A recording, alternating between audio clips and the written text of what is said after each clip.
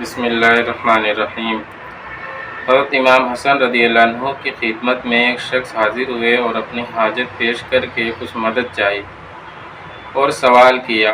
آپ نے فرمایا، تیرے سوال کی وجہ سے جو مجھ پر حق قائم ہو گیا ہے وہ میری نگاہ میں بہت اونچا ہے، اور تیری جو مدد مجھے کرنا چاہیے وہ میری نزدیک بہت زیادہ مقدار ہے، اور میری مالی حالت اس مقدار کی پیش کرنے سے عاجز ہے جو تیری شان کے مناسب ہو، اور اللہ کے راستے میں تو آدمی جتنا بھی زیادہ سے زیادہ خرچ کرے وہ کم ہی ہے، لیکن میں کیا کروں، میرے پاس اتنی مقدار نہیں ہے جو تیرے سوال کے شکر کے مناسب ہو۔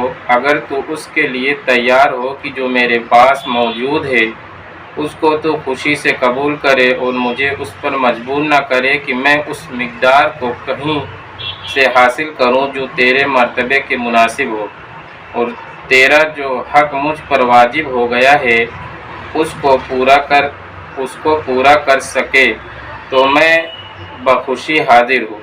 اس سائل نے کہا، اے رسول اللہ صلی اللہ علیہ وسلم کے بیٹے، میں جو کچھ آپ دے دیں گے اس کو قبول کر لوں گا اور اس پر شکر گزار ہوں گا، اور اس سے زیادہ نہ کرنے میں آپ کو معذور سمجھوں گا۔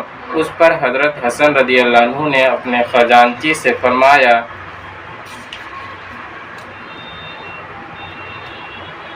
کہ ان 3 لاکھ درہموں میں سے جو تمہارے پاس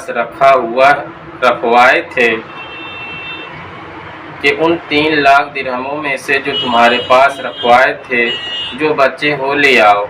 وہ 50,000 درہم لائے کہ اس کے علاوہ سب خرچ کر چکے تھے۔ حضرت حسن رضی اللہ عنہ نے فرمایا کہ 500 دینار اشرفیاں اور بھی تو کہیں تھی۔ خزانچی نے عرض کیا کہ وہ بھی موجود ہے۔ آپ نے فرمایا وہ بھی لے آؤ۔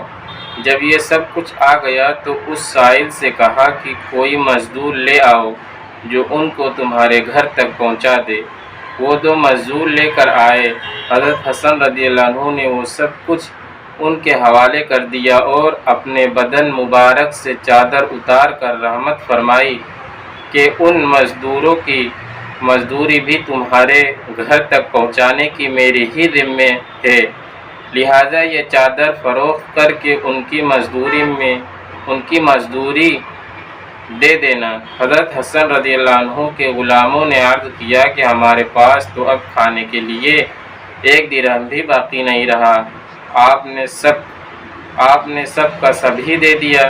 حضرت حسن رضی اللہ عنہ نے فرمایا کہ مجھے اللہ تعالی شانہ کی ذات سے اس کی قوی امید ہے کہ وہ اپنے فضل سے مجھے اس کا بہت ثواب دے گا۔ سب کچھ دے دینے کے بعد جب کہ اپنے پاس کچھ بھی نہ رہا اور مقدار بھی اتنی زیادہ تھی، پھر بھی اس کا قلق اور اس کی ندامت تھی کہ سائل کا حق ادا نہ ہو سکا۔